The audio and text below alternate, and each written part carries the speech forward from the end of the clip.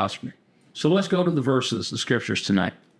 You're aware that all who are in Asia turn away from me. Among them are Phygelus and Hermogenes.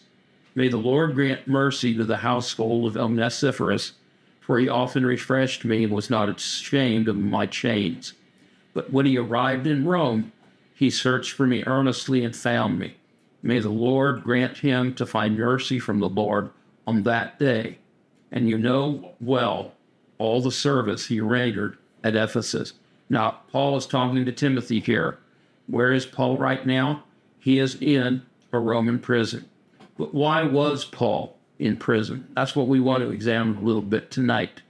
Paul was in prison for his own protection. You see, originally the reason Paul ended up in the jurisdiction of the Romans was because he was being vigorously attacked by the Jews who did not believe in Jesus. They rejected Jesus as the Messiah, and they resented Paul preaching the gospel. And so they went to extreme lengths to try to kill Paul.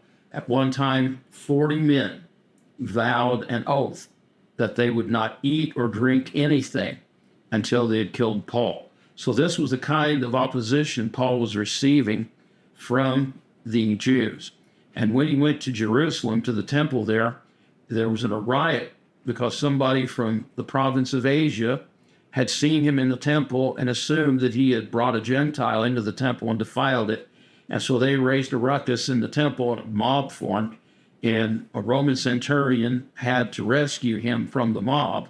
And so then he decided, well, I don't know all the details, why these people are so angry at Paul or what the problem is. So he sent him to the Roman governor, and that's where it all began, where Paul became a prisoner, or actually a protectorate of the Roman government.